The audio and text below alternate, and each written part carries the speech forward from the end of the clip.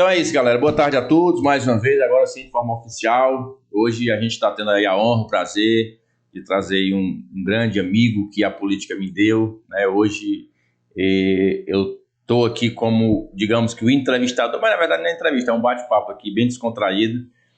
Trouxemos para conversar aqui hoje nosso presidente, vereador Gardel Rolim. Hoje ele vai contar aí a sua história. Todo mundo, os fortalezenses, sabe quem é o Gardel Rolim, sabe quem é o presidente da Câmara Municipal e vereador Gardel Rolim. Mas hoje o intuito aqui é que ele conte um pouquinho da história dele, que ele fale aí sobre a sua infância, fale sobre a sua família, sobre alguns assuntos que ele achar importante. E essa rapaziada que tá aí tá para escutar, Gardel, as pessoas querem saber da tua história, as pessoas querem saber, na chamada a gente colocou lá, o cara era filho de um galego, o pai dele era galego e hoje se tornou o presidente da Câmara Municipal de Fortaleza, que, repito, é a 4ª Câmara Municipal do país. Então, boas-vindas, boa tarde a você, quanta honra trazer você aqui com o nosso humilde podcast, Gardel Rolim. PPCel, eu agradeço demais assim, o convite, né? De verdade, você é um cara que a gente viramos amigos, né? Nos conhecemos na Câmara, eu já estou no 2º mandato, você está fazendo seu 1º mandato, está fazendo de forma muito brilhante. Obrigado. Você tem sido reconhecido por todos da política como um dos vereadores revelação. Amém. E tenho certeza que, sendo candidato o ano que vem de novo, você será reeleito pelo trabalho que você está fazendo. Amém. E você é um cara admirável, né? Eu estava aqui chegando aqui na sua loja, aqui no seu estúdio, e vendo rapidamente um pouquinho da sua história. Você é um cara de muito sucesso e eu fico muito feliz de estar aqui hoje, podendo dividir um pouquinho da minha história, que é uma história parecida com a história de muitos que estão em Fortaleza, né? Muitos que vêm do interior, vêm batalhar na cidade, na capital, na cidade grande, encontram diversos desafios, dificuldades. Mas hoje você vai contar assim com detalhes, viu, Gardel? Não vai dar essa resumida, não. Então, tá certo, pode deixar. Eu vou aqui começar aqui com o Gardel Rolim, nosso presidente, essa fera, agora eu falei que não faço, essa fera que está aqui, esse cara aqui, que veio do Rio Grande do Sul, né, filho de um galego e hoje se tornou vereador e presidente da Câmara. Mas, Gardel, e aí, como é que é a tua história? Eu falei pra galera que tu ia contar na íntegra, desde pequeno, família, de onde você veio, com que trabalhou, conquistou. Quem é o Gardel Rolim? O Gardel Rolim, vereador e presidente, eu conheço, o pessoal fortalezense conhece, mas quem é o Gardel Rolim desde o começo da sua história? Pepe, para falar um pouquinho do início da minha vida, eu tenho que falar dos meus pais, né? Isso. Não dá para começar sem falar dos meus pais. Meu pai e a minha mãe são lá do Parambu, interior do Ceará, lá dos Inhamuns, uma terra enfim, lá no sertão mesmo do Ceará. Sertão bravo. Sertão bravo, né? Talvez seja uma das áreas mais difíceis do Ceará, né? Os Inhamuns, pela geografia, enfim. Meu pai, desde muito cedo, PPCel, assim, meu pai é filho de uma família meu pai tem 16 irmãos. Eita. Né? E foram criados na roça. E meu pai, desde cedo, entendeu que a roça não era o lugar dele. Não tinha futuro para ele. Que ele tinha que buscar ir embora. E isso na década de 70, década de 80 era muito comum. As pessoas iam embora para São Paulo, para o Rio Grande do Sul, para Manaus. E meu pai, antes mesmo de completar 18 anos, já queria ter ido. E meu avô, não, olha, você agora não vai. Mas segurou. Quando você tiver 18 anos, você pode até ir. E aí meu pai, aos 18 anos, foi para Manaus. Passou 2 anos em Manaus, voltou para o Parambu e aos 20 anos de idade, em 1976, meu pai foi para o Rio Grande do Sul e foi trabalhar de vendedor, de porta em porta, né? Galego. Ele foi com quantos anos, Gardel? Ele foi para o Rio Grande do Sul aos 20. Ele foi quando completou 18 anos, foi para Manaus, passou 2 anos em Manaus, voltou para o Parambu e aos 20 anos de idade, em 1976, ele foi para o Rio Grande do Sul.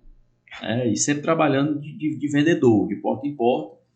Em 81, meu pai vem em casa com a minha mãe, que também é parambuense. Ele volta para o Ceará. Volta para o Ceará, casa com a minha mãe e retorna para o Rio Grande do Sul. Na verdade, ele veio só casar. Né?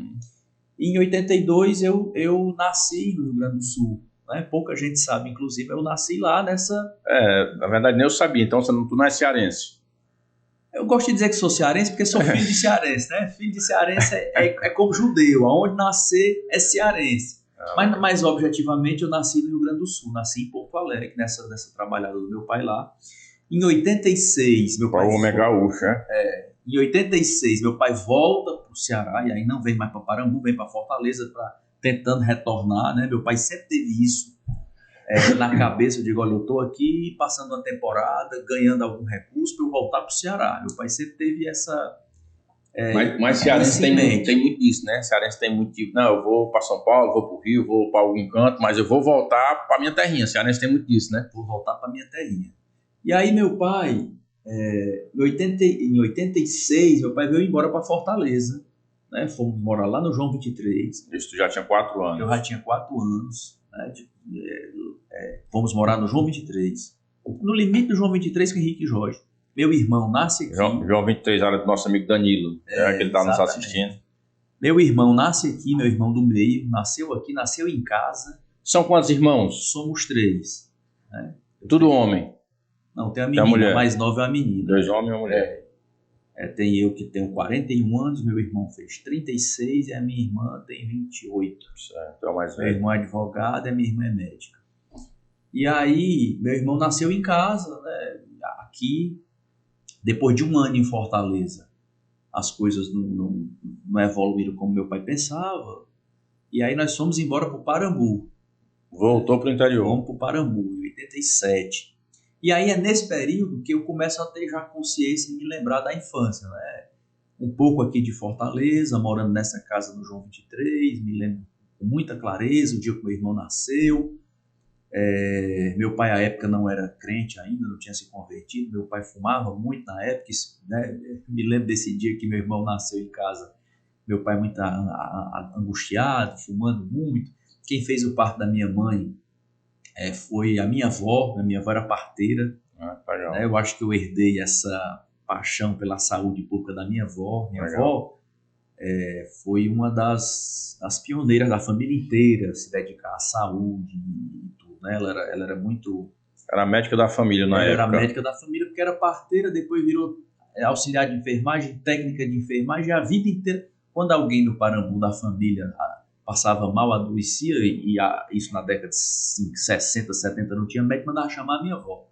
Então acho que herdei essa paixão por a saúde dela. E aí, Pepe, nós fomos para o Parambu. E aí no Parambu meu pai comprou um caminhão. Deu entrada no caminhão, financiou uma boa parte e fazia frete, né? Fazia frete para lá e para cá. E as coisas muito difíceis, né? Muito difíceis, assim. Uma infância que eu tenho aí muita consciência. Assim. Eu me lembro quando meu pai chegava no sábado, quando tinha sido muito bom as viagens, a semana. Isso ele continuava trabalhando, vendendo, de porta em porta? Essa época não. Essa época era com esse caminhão fazendo frete. Nessa época ele já estava fazendo frete. Fazendo frete. Esse dinheiro dessa primeira temporada que ele passou no Rio Grande do Sul deu para chegar em Fortaleza, passar um pouquinho e depois no Parambu comprar um caminhão, comprou uma casa. A casa que a gente morava no Parambu era a casa própria. Seu pai ainda é vivo, Bernardo? Qual a idade dele hoje? Meu pai tem 67. Jovem, novo ainda. E aí meu pai fazia frete, né? Com esse caminhão, pagava as prestações e tudo. E é onde eu tenho consciência. Meu avô morava num distritozinho chamado Caxinho, e a gente ia à noite e tinha muitos primos e eu me divertia muito com aquilo, né? Tempo bom, me divertia muito com aquilo.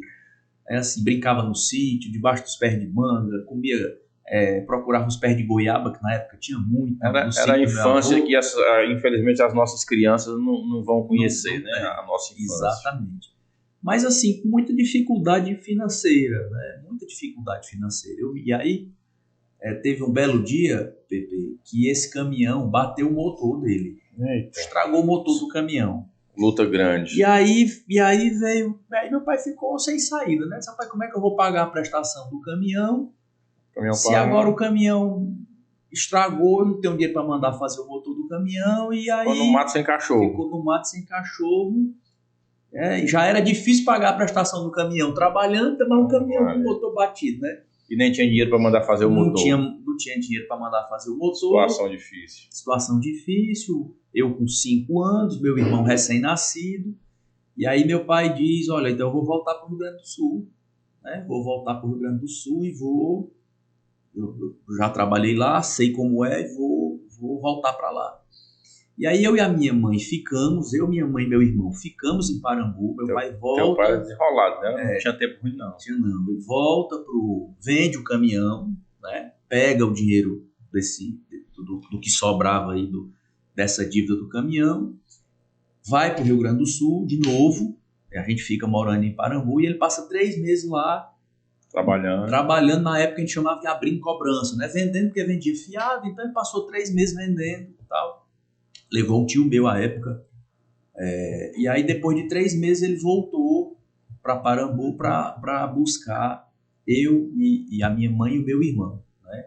E aí, Pepe, foi um momento que eu até me emociono um pouco, porque para mim era muito novo, né? Imagina assim, aí meu pai chega de volta, vende todos os móveis de casa, tudo, né? E aí compra umas passagens de ônibus e a gente faz aquele monte de caixa, né? Que cearense gosta de viajar. Hoje não mais, mas na época sim, né? Cearense nordestino era muito comum. E aí a gente entra dentro de um ônibus e 4 dias em direção ao Rio Grande do Sul, né? Então isso para mim Tu tinha qual a tua idade, né? Tinha 5 anos. 5 anos. Então esse foi um momento assim que marcou demais para mim, né? Porque ali, vivendo no Parambu, ia à casa da minha avó a pé. A infância que pediu a Deus, né? Andando junto dos primos, amigos. Um monte de primo, a igreja era bem próximo, comendo goiaba nos sítios, por aí solto. E tu com 5 anos, tu não tinha o discernimento para entender exatamente o que estava acontecendo, né? Exatamente o que estava acontecendo. Era como se estivesse te arrancando ali do teu habitat e te levando para um lugar totalmente desconhecido. E tem um detalhe aí importante. Quando nós chegamos, aí nós fomos de ônibus. Quando chegamos em São Paulo... 4 dias de viagem. 4 dias de viagem. Quando chegamos em São Paulo, na rodoviária do Tietê, né, para mim foi a cena assim, mais chocante que eu vi. Tu com 5 anos até hoje lembra dessa cena? Lembro demais. Porque, de novo, a realidade que eu conheci era do Parambu, né, que hoje não é uma cidade grande, imagine há 40 anos atrás. E aí você passa em São Paulo? Passa em São Paulo, a rodoviária do Tietê, eu nunca tinha visto uma coisa tão grande, tanta gente na minha vida. É de assustar. Sabe, assim, muito nordestino, muita bagagem, caixa.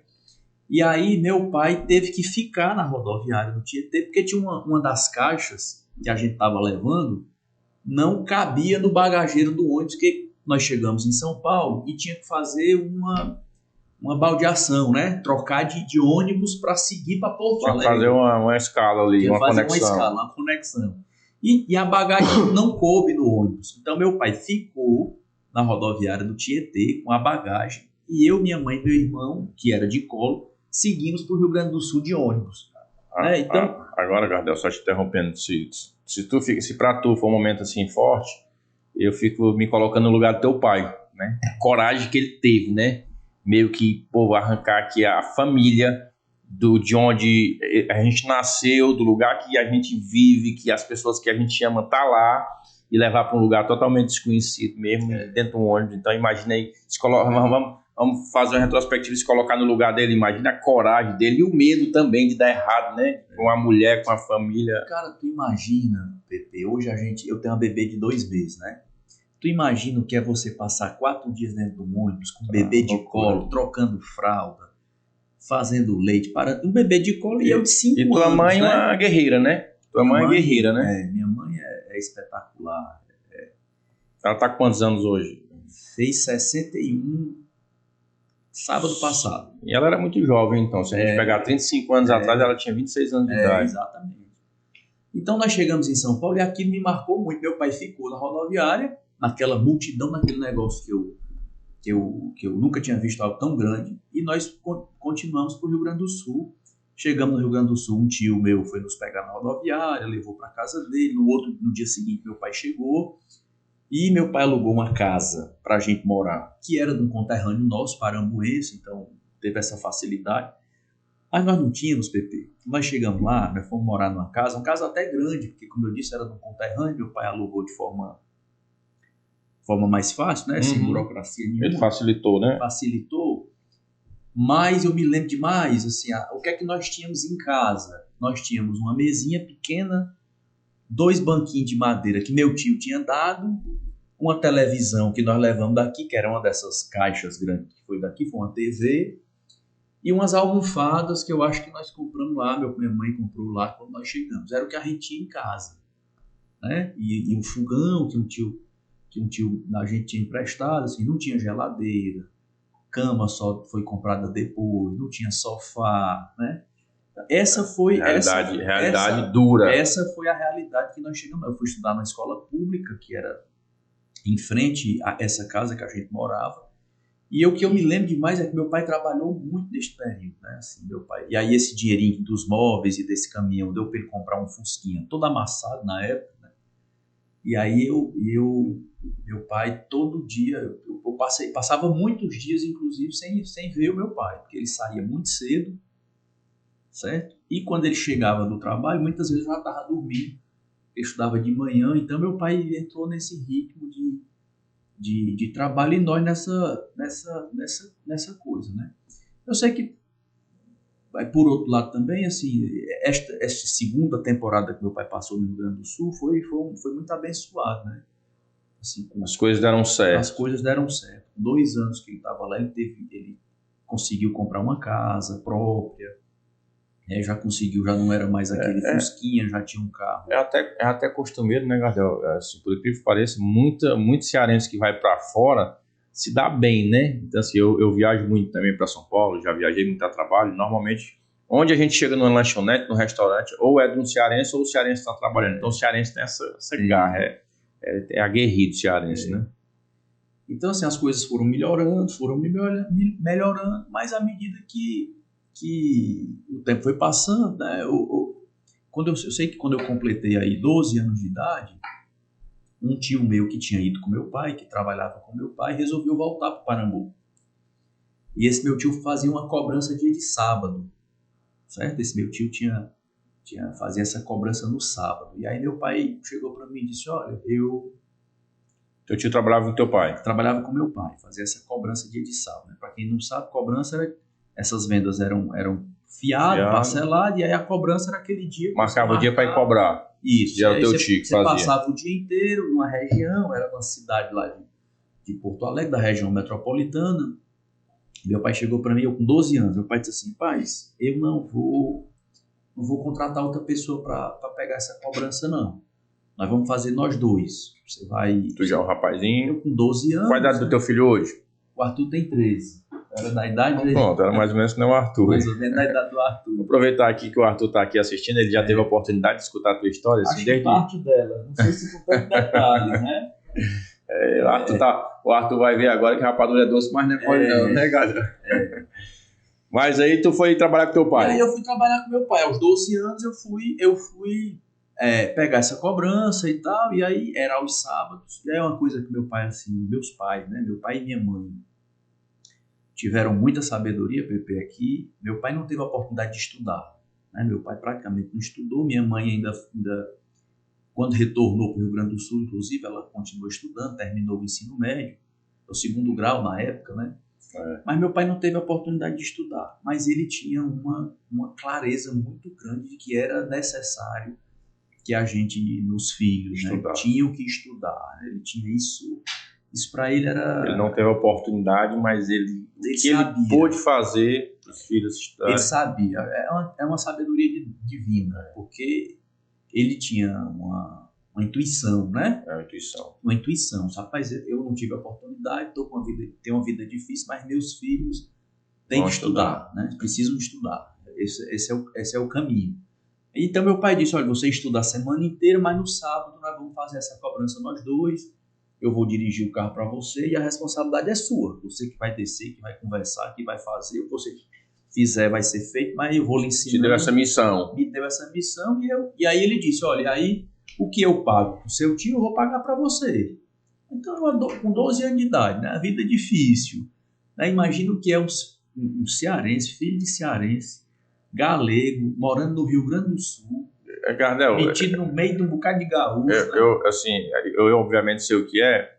mas eu acredito que pode ser que tenha alguém que esteja nos assistindo que não sabe exatamente como é que é a profissão de galego. Só dar uma resumida para o pessoal entender como é que é. Para explicar bem, né? Inclusive eu fiz isso algumas vezes. Você acorda cedo de manhã, pega uma sacola, uma bolsa grande, enche de mercadoria, e aí a época era lençol, toalha de banho, toalha de mesa, cobertor, né? Depois foi tendo outras coisas, né? Nós vendemos espelho. Depois a empresa foi crescendo, foi aumentando o mix. Foi aumentando o mix. O cliente foi cansando e o mix teve que ir diversificando, né? Cabide, espelho, conjunto de panela, aí você foi incrementando. Variedade aí. Mas você saía cedo, certo? A pé, na rua, de porta em porta, batendo. Aí levava num carrinho. Era numa bolsa. Uma bolsa. O carrinho é uma invenção mais moderna. No carrinho já. Na época era uma bolsa mesmo, uma bolsa de jeans. Era braçal mesmo o negócio. Uma bolsa jeans, de cima. Esses bolsão, né? Bolsão, você ia batendo de porta em porta e oferecendo. A senhora quer comprar um lençol? É R$100, a senhora vai pagar R$5 por semana, ou 30 por mês, em 3 vezes. Era isso. E aí ia fazendo, anotando de umas fichazinhas assim, né? Você ia fazendo, preenchendo o endereço e tal, quanto era e tudo.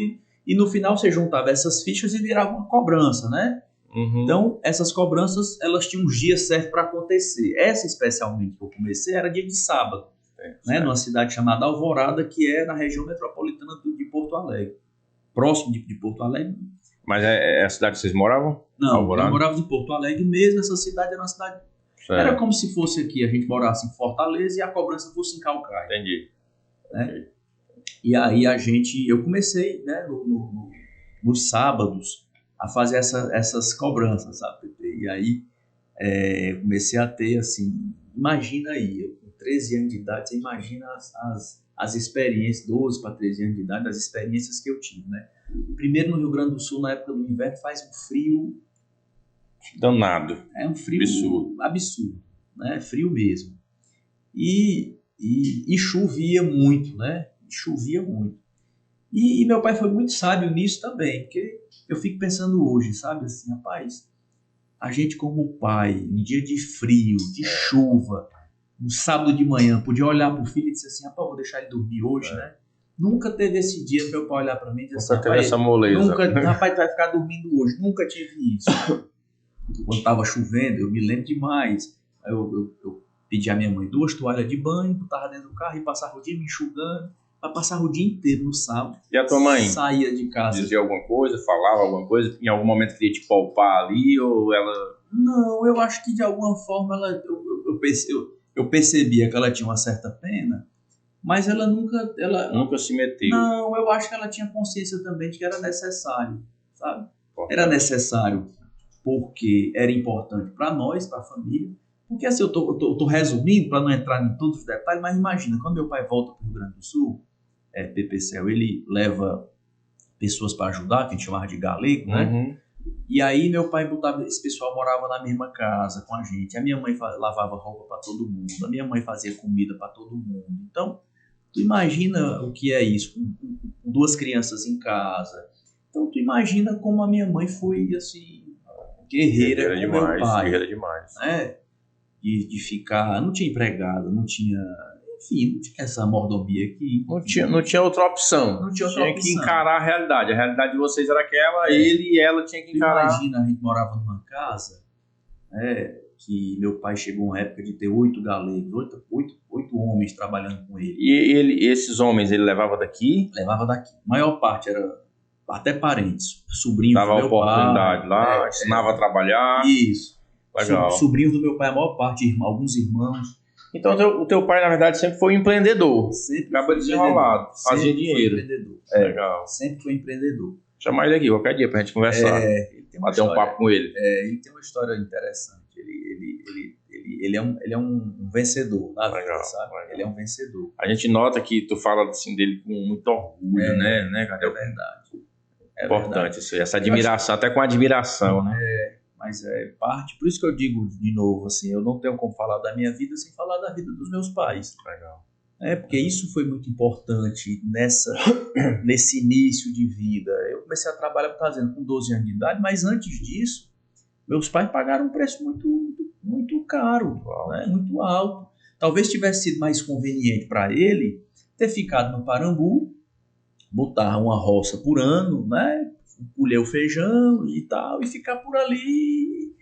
E se tivesse feito assim, aí eu estava lá também, né? Hoje com 40 anos, criando uma vaca ou uma ovelha. Sacrificou para dar a oportunidade de vocês ter o que eles não tiveram. A realidade foi essa, né? E sempre deixou muito claro, eu estou fazendo isso para não sei o que e tal, batalhar para melhorar a vida da nossa família, mas eu quero que, assim, tudo isso era sempre em torno dessa intuição que ele tinha de colocar a gente... O objetivo ali final era que vocês não passassem pelo que ele passou. E tivesse educação, que a gente pudesse se formar, como dizia o povo na época, né?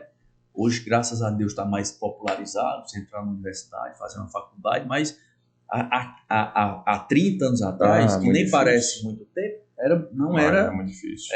Para você ter uma ideia, complicado. Pepe Céu, eu já entrei numa faculdade, já no Ceará, depois dessa história a gente veio embora de novo, eu vou antecipar, depois eu volto, mas eu fui o primeiro desses 15 irmãos que o meu pai teve, a minha mãe tem 5 irmãos, então de todos esses tios, de todos os meus primos, eu fui o primeiro a entrar na faculdade, de todos.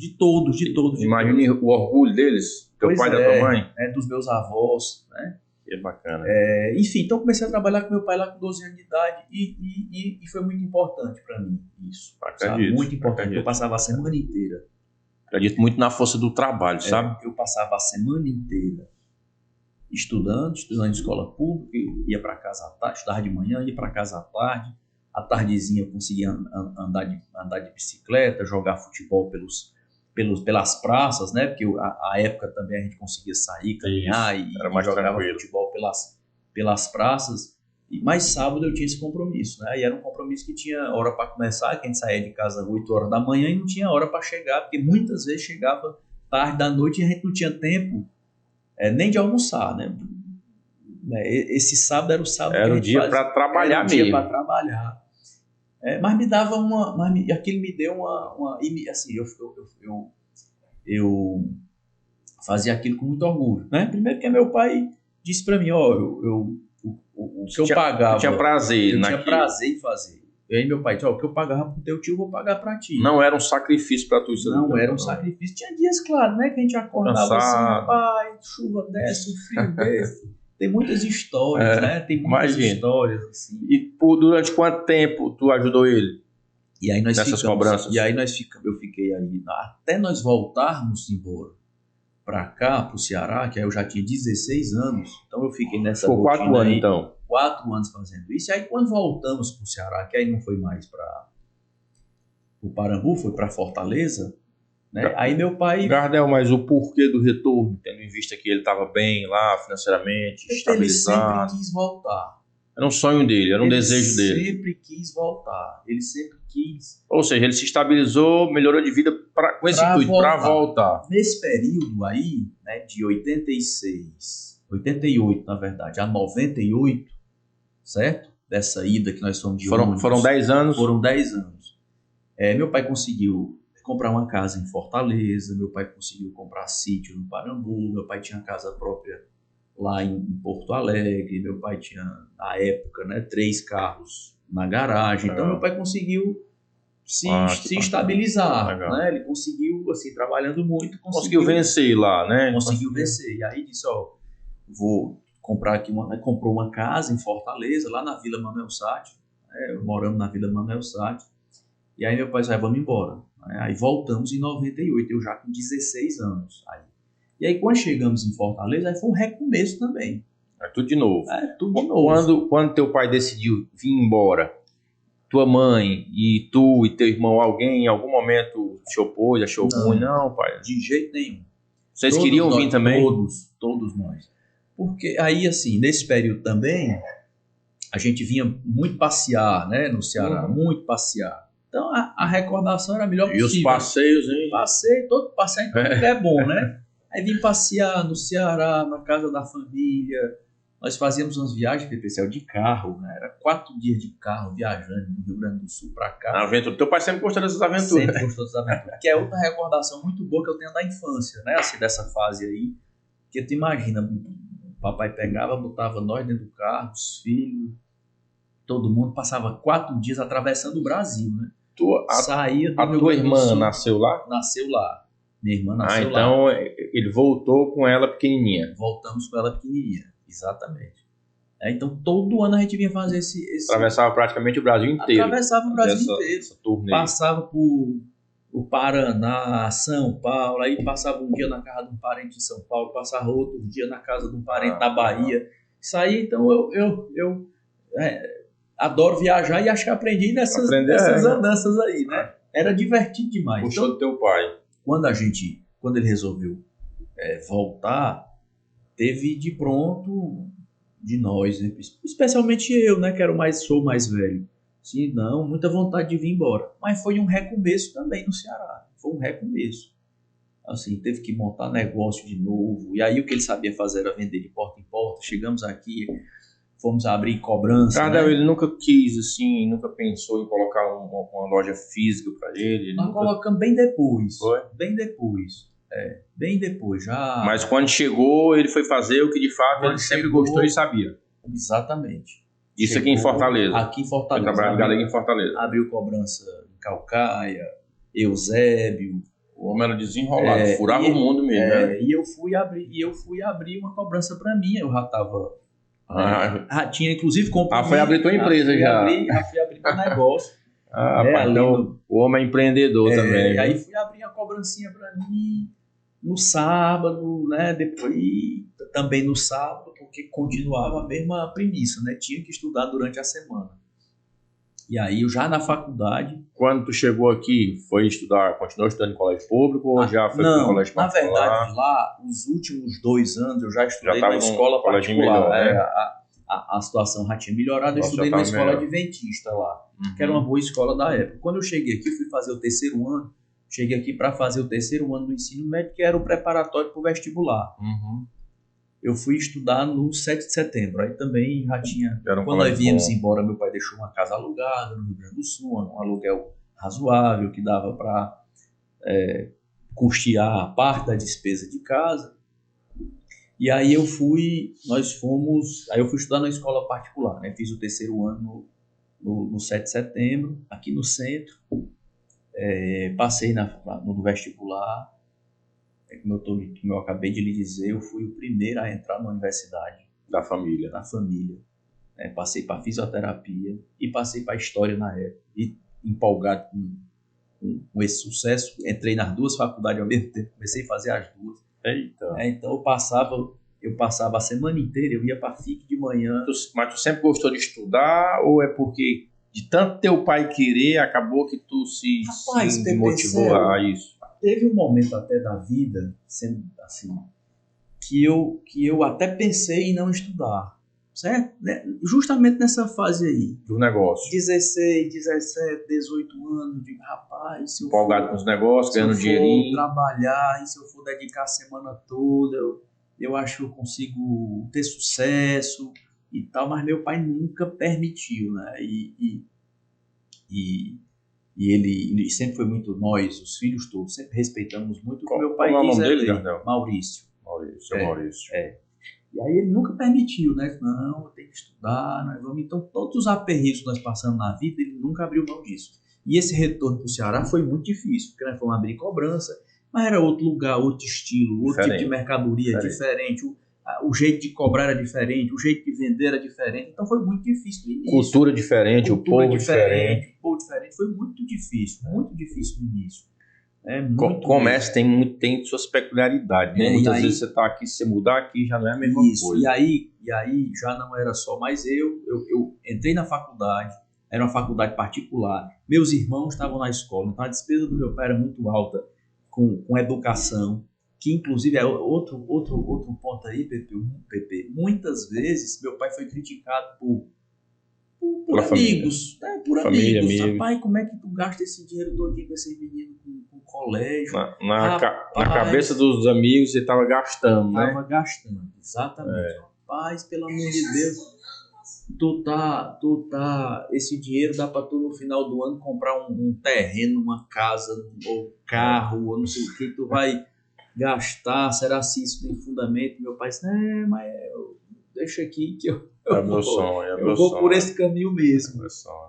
Realmente teu pai sempre foi um homem muito sábio, né? Foi. Ele sempre foi um homem além do Além tempo dele, do né? tempo dele. Enquanto os amigos ali, os mais próximos, estavam achando que ele estava gastando, ele já estava enxergando de outro que jeito. era um investimento. E aí tu entrou na faculdade com quantos anos? Pepe, eu entrei na faculdade no ano 2000, tinha 18 anos. Tinha 18 anos. E aí tu começou a cursar as duas ao mesmo tempo? Comecei a cursar. Fisioterapia e História. Fazia fisioterapia de manhã e parte da tarde, saía, pegava o Parangaba Náutico lá na Aldeota, descia na UES, em frente à UES, ia para a faculdade de E História. não misturava não as coisas na cabeça? Aí misturava, misturava demais. Misturava a bola. E foi pesado, porque e sábado, né? E muitas vezes no domingo ainda tinha que fazer a cobrança e tal. Só que E continuava trabalhando então? Continuava trabalhando, nunca deixei de trabalhar. Começou com 12 anos. Eu nunca deixei de trabalhar. Parou. Nunca mais eu parei. Porque no final, nos finais de semana, eu tinha que fazer essa cobrança, né? Tinha que ajudar o meu pai durante a semana. Meu pai botou um negócio, depois botou um depósito para vender no atacado. Depósito de quê? De bebida? Não, depósito desse mesmo produto para galego. Né? E aí teve uma época que quebrou, porque a turma não pagou, e aí ficou um débito. E aí foi bastante difícil, sabe? Foi bastante difícil. Teve ali os momentos. Teve muitos momentos difíceis. Mas tu conseguiu se formar nas duas faculdades? Consegui me formar em História, não. História não? Parou? Parei. Eu ainda vou voltar. Eu ainda vou voltar.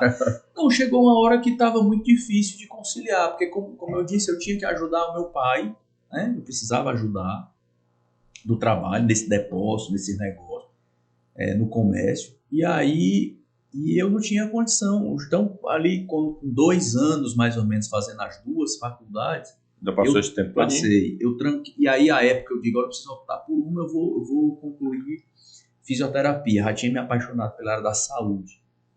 Assim, apaixonado mesmo. E aí eu peguei e tranquei a faculdade de História e fui concluir fisioterapia, né? E trabalhando, né? Trabalhando, ia para a faculdade de manhã, chegava à tarde, ia fazer as entregas do depósito do meu pai, no final de semana ia fazer essa cobrança que aí já era para mim, não era mais para ele, mas eu já tinha, desde 12 anos, já tinha juntado um dinheirinho, já tinha comprado um carrinho, tinha uma prestação para pagar, então tinha que... Sempre teve a tua responsabilidade ali. Sempre tive, E aí fui até que me formei, né? Você formou com quantos anos? Me formei em 2005, eu tinha 23 anos. 18 anos atrás. 23 anos. Formou cedo, jovem, né? 23 anos. E aí, quando se formou, deixou o trabalho junto com teu pai? Exatamente. Foi exercer a tua profissão? Exatamente. Ainda demorou um pouquinho, né, até encaixar na profissão. Né? Comecei aí, me formei em julho, no meio do ano de 2005. Comecei a acompanhar um professor meu, o Vasco, para o IJF. O Vasco, ele dava uns plantões, ele é servidor público, e dava uns plantões no IJF, na UTI do IJF, aos domingos. Então, eu, para pegar experiência, para aprender um pouco mais, já formado, eu ia com o Vasco dia de domingo. Então, comecei a trabalhar no IJF gratuitamente, né? Forma voluntária para aprender e para pegar experiência, enfim. E que foi outro período difícil também. Outra luta. Até você se encaixar. Não teve tempo fácil, na verdade, até hoje não tem tempo fácil. E passei 6 meses nisso, pessoal, trabalhando como fisioterapeuta. Eu tive que abrir mão. 6 meses trabalhando voluntário, para aprender. Tive que abrir mão, tive que me afastar um pouco mais desse trabalho. A cobrança eu tive que fechar, que agora eu estava formado, estava tentando arrumar alguma coisa. Teve um colega meu de faculdade que ainda chegou a me convidar para montar uma clínica de fisioterapia juntos. Ainda fomos olhar um prédio lá no Conjunto Ceará. Só que aí eu digo, rapaz, na verdade eu não tinha dinheiro. Para montar essa clínica com ele, tinha que ter um mínimo de investimento, né? Tinha que comprar uma maca, tinha que alugar o prédio, a sala, tinha que pagar. Eu não tenho dinheiro mesmo, sabe? Vontade até que eu tenho. Até que eu tenho e acho até que pode dar certo. Aí eu disse para esse amigo, cara, eu tava tentando também arrumar um emprego né, público, você começa a trabalhar e você não tem que investir o seu tempo só. Eu digo, pô, eu estou tentando arrumar um emprego, não vai dar certo agora, mas na verdade eu não tinha o recurso para, quando ele me mostrou o orçamento, que era tão pequeno, mas eu não tinha. E aí comecei com esse professor indo para o IJF até que abriu a UTI do Frotinha do Antônio Bezerra. Tá? E nesse período também, quando eu retornei para Fortaleza, eu sempre, e começou também aí com 12, 13 anos de idade, eu sempre gostei muito de política. Né? Não sei porquê, assim, exatamente aonde começou. Se te perguntar exatamente o momento, talvez tu não saiba responder. Eu me lembro que no Rio Grande do Sul ainda, né, nessa fase aí da adolescência, eu me afeiçoei pela política. Eu gostava de ver o jornal, gostava de ler, gostava de procurar saber quem eram os políticos. Era curioso ali, tinha curiosidade. Eu comecei a gostar daquilo, né? Enfim, a me interessar muito por aquilo. Quando eu cheguei em Fortaleza, nesse período aí já na faculdade, e a faculdade de História estimulou muito isso também, uma faculdade onde você discute história, você discute a sociedade, a humanidade, a história da humanidade. Então isso me estimulou. A história do muito. País, a história do mundo, né? E tinha movimentos políticos dentro da UES muito fortes, né? Partidários, de juventude e tal. E eu acabei me filiando a um partido político. A história tu fazia na UES? Na UES. E a fisioterapia? Na FIC. A fisioterapia era particular? Particular. Sim. Aí eu já tinha me filiado a um partido e tudo. E aí foi quando... Tu lembra qual foi o primeiro partido que tu se filiou? O PSB. PSB de bola. B de bola. Partido que foi... Primeiro partido também que eu me filiei. Pois é. Na verdade foi o segundo. O primeiro meu foi o que hoje é o Cidadania, que era o PPS, né? Mas eu passei de 3, 4 dias filiado no PPS, depois fui pro PSB. Tá certo. Aí é outra história. E aí tu se filiou no PSB? Por que eu tô contando isso? Porque eu me filiei ao PSB e eu comecei a frequentar os eventos do partido e conhecer as pessoas. Começou a atuar. E aprender, e procurar, e curioso, isso, querendo já aprender. Aqui no Ceará. Depois de formado, já na faculdade, na verdade. Na faculdade que eu me filiei. E tô contando isso por quê? Porque aí quando eu me formei, eu comecei a trabalhar lá no IJF até que teve uma crise de UTI muito grande à época, em 2005 para 2006, uma crise de UTI muito grande. A prefeita de Fortaleza era a Luiziane Lins, ela abriu uma UTI lá no Frotinha do Antônio Bezerra. E eu tive... Crise de UTI, só para a gente entender como é que funciona. Falta de leitos. Ou seja, teve... Superlotou tudo. Não sei... Precisando de UTI não tinha. Não tinha, não sei por que razão específica também, não me lembro, mas teve uma crise grande. Qual foi o ano? 2005 para 2006. E aí eu estava lá no IJF fazendo esse trabalho voluntário, e aí foi quando me chamaram, né, para começar a trabalhar lá na UTI do Frotinha do Antônio Bezerra. Tu ainda estava voluntário no IJF? Estava voluntário no IJF. Aí apareceu a oportunidade de opa, agora vai dar certo. Por que eu estou falando isso? Porque esse meu contato na política ajudou para isso também, à época. Né? Uhum. Ajudou para isso também. Acabei assumindo um cargo na ANC, também em 2006, janeiro de 2006. Certo? Cargo político também. Cargo político. Eu tinha me formado em julho de 2005, tinha ficado voluntário até o final do ano, imagina aí, 6 meses sem salário. Sem faturar. E o teu pai lá já não estava mais com ele? Não, e ele também com muita dificuldade, né? Ele tinha fechado o depósito, tinha voltado a vender. Agora já não estava mais fluindo. Aí meu irmão já estava ajudando ele, mas era meu pai, meu irmão e mais um ou outro funcionário muito pequeno, com muita dificuldade também. E aí, até eu tive essas oportunidades em 2006, né? Estou dizendo isso porque fez parte também. Esses contatos políticos aqui foram muito importantes nesse momento. Aí eu comecei a trabalhar. Foi aí que tu começou de fato a entrar ali na política? Isso foi em 2005 para 2006. 2005 para 2006. Quase com 18 anos já, nessa brincadeira, né? 18 anos, eu tinha 18 anos. É bom a gente frisar. Não, há 18 anos, né? Quase 18 anos que tu começou, né? 2005, 2000 para 2006. É bom a gente frisar assim, falar bem quantos anos tu já tá nessa caminhada, porque a rapaziada, muitas vezes até que tá nos assistindo, acha que... Eu acredito que tem muita gente que achava que tu era um playboy, né? Que tu era... Não que a gente tenha nada contra, eu achava que tu é filho de pai rico. Então é importante tu contar essa história, uma história de muita luta, né? Na verdade, eu tô surpreso com a tua história. Eu não sabia que tinha sido uma história de tanta luta. Eu achava que tinha sido um pouquinho mais fácil. E é importante você falar esse tempo de política, porque hoje que a gente vai chegar lá, você presidente da Câmara Municipal de Fortaleza, né? Muita gente acha que porque fulano apadrinhou, porque não sei quem ajudou, mas são 18 anos nessa brincadeira para chegar lá, né? Mas a gente foi para a MC.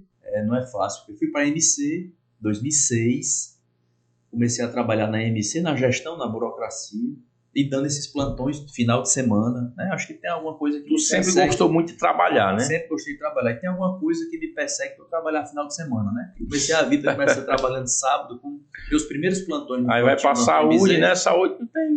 Comecei no domingo. Era a escala que ninguém queria do domingo, eu assumi. No domingo, morto de feliz, porque eu ia como fisioterapeuta, como doutor. A tua profissão, né? Comprei um jaleco, morto de feliz. Foi o primeiro domingo para o hospital. Alegre demais. Eu morava na Sapiranga, atravessei a cidade para ir para Antônio Bezerra, mas morto de feliz que ia dar meu primeiro. Realizado. Estou trabalhando no que eu estudei para ser, né? E como eu disse, eu fui o primeiro da minha família. A minha avó... Tu abriu as porteiras. A minha avó, quando eu passei na faculdade, a minha avó pegou um kit de material médico hospitalar e me deu de presente, que era uma coisa que ela usou não sei quantos anos e me deu. A tua avó que era parteira, né? Que era parteira. Que legal. Então, assim, foi uma história muito legal. E graças a Deus, assim, de novo, né? Isso foi muito importante para mim. Então, comecei no hospital, depois fui nomeado psiquiatra na MC e comecei a trabalhar e tal. E teve um momento aí, e aí meu pai, lá na rua e tudo, com muita dificuldade, chegou uma hora que meu irmão estava ajudando meu pai nessa hora, né, na rua, trabalhando ainda. E aí chegou uma hora que meu irmão entrou na faculdade também, graças a Deus, na faculdade de Direito. Seu irmão é hoje advogado, né? Advogado, faculdade de Direito. Ele tem 38, tu falou? 36. 36 anos. Uma faculdade particular, e aí teve que começar a se dedicar mais à faculdade, porque era a semana inteira e só de manhã não dava conta, nem de noite, tinha que começar a estudar, fazer mais disciplinas. E meu pai fica quase só de novo no comércio e tudo, com muita dificuldade. E aí eu já formado, já na MC, já dando meus plantões no final de semana, nós resolvemos botar uma loja, que é quando você perguntou sobre loja física. Colocar uma loja física. Aí eu mais uma vez volto a me juntar com meu pai para a gente trabalhar junto e montamos uma loja lá em Messejana. Isso tu já formado, já trabalhando na MC? Já em 2008. Eu comecei a trabalhar na MC no hospital em 2006, então já em 2008, aí, já com 2 anos de formado, já trabalhando, mas muito limitado, né? Para vocês terem uma ideia, assim, eu ganhava... Estou acostumado com o comércio, né? Eu ganhava R$250, PPC, um plantão que eu dava. Então, quando eu dava 4 plantões no mês, era R$1.000. Quando eu dava 5, 6 plantão, era R$1.200, R$1.500, né? Uhum. Então, aquilo para mim, eu dizia, rapaz, isso aqui eu preciso ampliar, né? Preciso ir atrás de alguma coisa. E trabalhava na MC, que me dava outro recurso, mas também ainda não era o que eu achava que fosse suficiente, né? Aí planejamos e tudo e montamos um negócio. Uma loja lá em Messejana, uma loja de importados e tudo. E aí eu comecei a viajar para São Paulo. 2008. Comecei a viajar para São Paulo e comprava produto e vinha para a loja, ia para a MC, ia para o hospital no final de semana. Se virando nos 30 mesmo. Se virando nos 30. E quando chegava caminhão com mercadoria, eu ia descarregar, eu ia arrumar a loja. E quando não dava tempo de fazer de dia, eu ia fazer de noite. Teu irmão também estava no negócio da loja? Tava também. Tu, teu irmão e teu pai? Eu, meu irmão, meu pai. Meu irmão já gastando mais o tempo dele na faculdade, né? Até a gente brinca muito assim com ele, que ele conta isso na história da vida dele, né? Que muitas vezes ele estava arrumando na loja, não sei o quê, com o tênis rasgado, com a camisa da loja todo suado, ele precisava sair para a faculdade, muitas vezes não dava tempo nem passar em casa para se trocar, chegava na faculdade na uniforme, né? Imagine aí, um bocado de caba bonitinho, Todo arrumadinho, malamanhado. ele lá com tênis rasgado, com a camisa suada do dia inteiro de coisa. Mas enfim, é a história da nossa vida. O bom é que ele tem né? história para contar hoje, né? O bom é a história para contar depois. A história da nossa vida é assim. Então eu comecei a me dividir com isso, né? Ia para São Paulo, voltava, loja, AMC, plantões no final de semana para poder. Em 2009 casei, meu primogênito que está aqui nasceu em dezembro, então aí já não era mais só. Tinha agora uma esposa, Já um tinha filho, uma família para cuidar. Já tinha a tua família, né? Já tinha a minha família. Então aí é que eu me dediquei e fui trabalhando.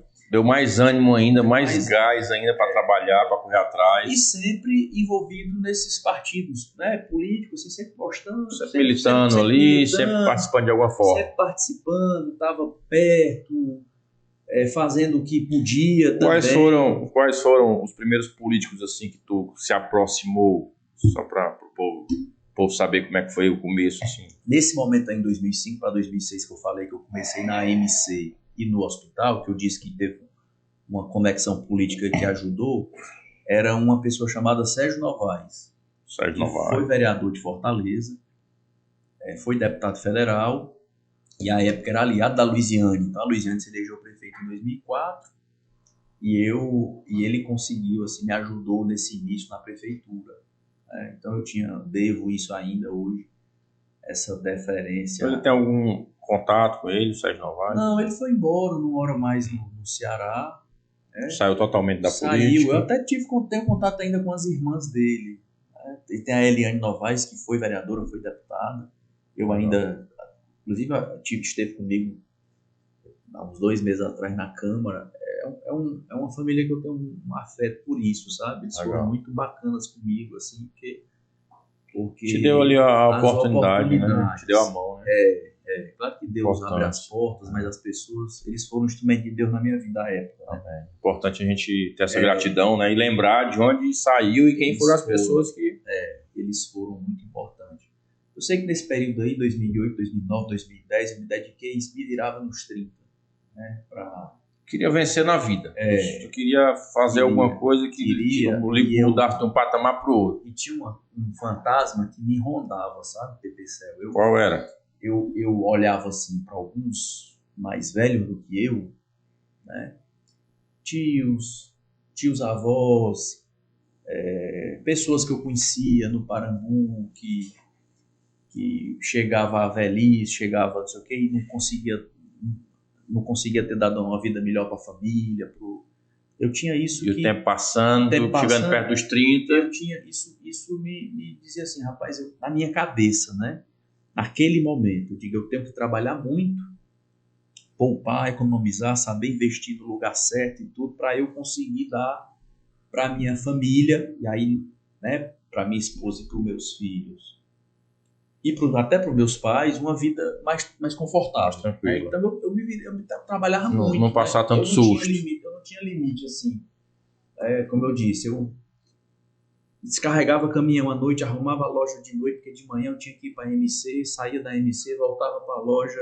No final de semana eu ia para dar os plantões. Na outra semana eu planejava uma viagem para ir para São Paulo, para comprar produtos. Vivia para trabalhar. Essa foi uma época que eu vivia para aquilo. E aí teve um fato assim, muito marcante, né? Porque nós abrimos essa loja em 2008 e sempre com muita dificuldade. Certo? E aí, assim, o povo está escutando, diz assim, esse menino nunca teve vida fácil. Né? Esse menino só sofre. Só sofre. As pessoas não sabem, né? Ninguém sabe, só sabe, Pepe. A sua história você conta, você é um cara que eu sei que tem uma história de vitória também, mas de muita luta, só sabe quem passa na pele. As pessoas não sabem o que é, você ter uma loja como nós tivemos, e você ter 4, 5 cheques para pagar segunda-feira, e você fechar a loja no domingo, porque na loja nós trabalhávamos até domingo, que a feira na Messias era domingo, já abria a loja domingo. Até hoje, né? A feira do domingo. Você fechar a loja meio-dia e você contabilizar o que você juntou no final de semana e você não ter 20% do dinheiro que você precisa segunda-feira. Não dá para pagar nenhum cheque. As pessoas não sabem o que é isso. Não sabem o que é é você ter um fornecedor que é teu amigo, que te quer bem, chegar para ti e dizer assim, cara, se tu não conseguir pagar isso aqui, eu não consigo te vender. Negócio é negócio. Não é assim. Negócio é negócio, amizade à parte, né? Onde tá aqui. Cara, as pessoas não sabem o que é um fornecedor chegar para você e dizer assim, cara, tu vem ter o carro. Tu vem ter o carro para tu poder me pagar. As pessoas não sabem o que é se isso. Se vira. Aí você diz assim, rapaz, o carrinho que eu tenho, desde 12 anos de idade que eu trabalho para juntar, esse carrinho eu vou ter que, né? Eu vou ter que vender, eu vou ter que dizer o quê. Como é que eu vou andar com a minha esposa e com o meu filho? A turma não sabe dessas coisas. É verdade. A turma não sabe, por exemplo, que eu me casei em julho, né? O meu mais velho tá aqui, né? Tá ali. Ele nasceu em dezembro, eu só pude comprar tá escutando a história todinha. Eu só pude comprar um ar-condicionado para botar no quarto, que aqui no Ceará é calor demais, muito quente. Sabe? Eu só pude comprar um ar-condicionado para botar no quarto 3, 4, 5 meses depois. As pessoas não sabem disso, né? É duro. Ele dormia, minha esposa conta essa história, que diz que acordava de madrugada, ia lá no berço dele, ele estava molhadinho de suor. Né? Que era assim. Os que vieram disso, depois, né? Já pegaram um negócio mais tempinho mais frio. Né? E aí, geralmente o primeiro sofre, é o que sofre mais é o primeiro. O primeiro sofre mais. Quando foi em 2012, né, com toda essa luta da loja, com toda a dificuldade, mesmo eu trabalhando demais, 2012 eu cheguei à conclusão, assim, as coisas difíceis demais, cheque voltando, boleto em aberto, não sei o que, noite de sono perdido por conta das contas, atrapalhando tudo, relação com o pai, porque trabalhando junto com o pai, relação com a esposa, atrapalhando com a mulher, porque você, né? Aí chegou uma hora que eu disse, meu Deus, eu não quero mais viver assim. 2012, 4 anos depois disso, eu não quero mais viver assim. 2012 tu parou, refletiu e refleti, disse, meu Deus, eu não quero mais, comecei a orar. O caminho que tu tava não era o... Meu Deus, eu quero orar. Cardel, tu tá falando em oração, só te interromper um pouquinho, você é um homem cristão, o pessoal que tá assistindo, a maioria sabe, acredito que todo mundo, a maioria sabe, você é um cristão evangélico. Qual ano que tu se converteu? Tu lembra, assim, tem quanto tempo que tu virou crente? Eu tive a graça, a sorte de nascer num lar cristão, né? Eu falei lá atrás que meu pai não era convertido ainda quando meu irmão nasceu, no início, mas a minha mãe já era.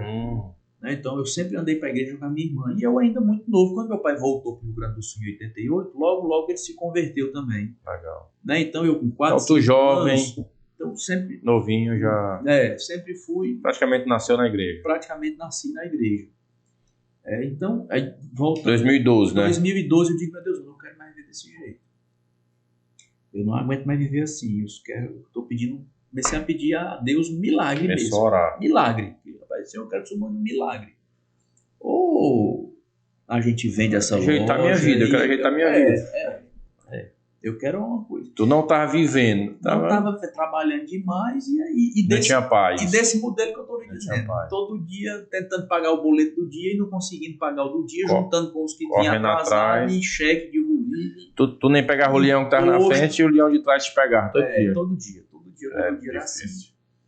E aí até que Deus mandou um milagre, mandou um amigo, hoje eu tenho ele como amigo, que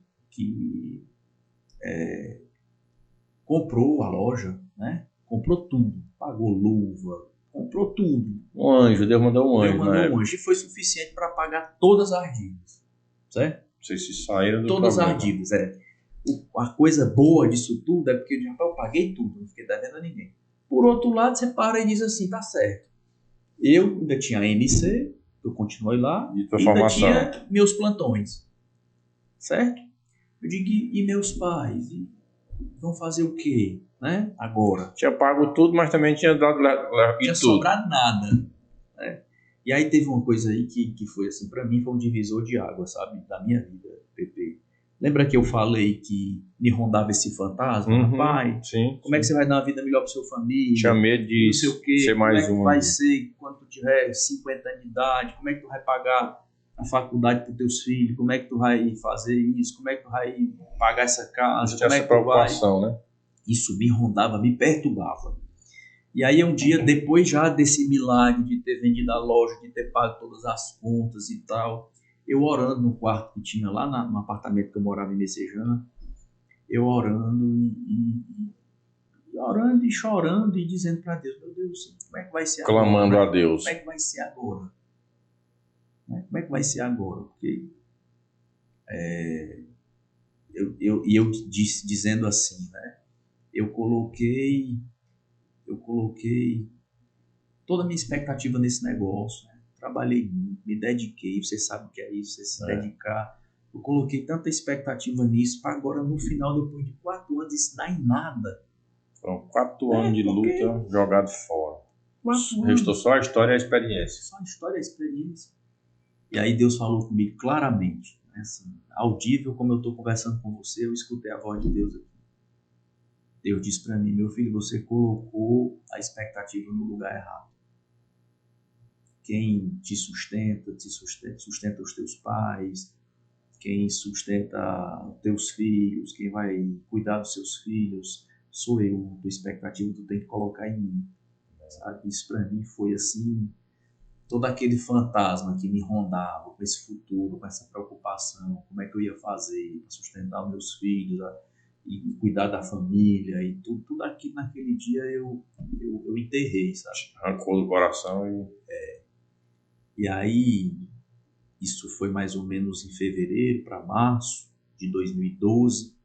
Quando foi em agosto de 2012, eu fui exonerado da prefeitura. Teve uma grande confusão política, né? Parecido com o que nós estamos vivendo hoje. Era do PSB. Não fale confusão política, né? Parecido, exatamente parecido. Até alguns personagens se repetem, né? Era muito parecido.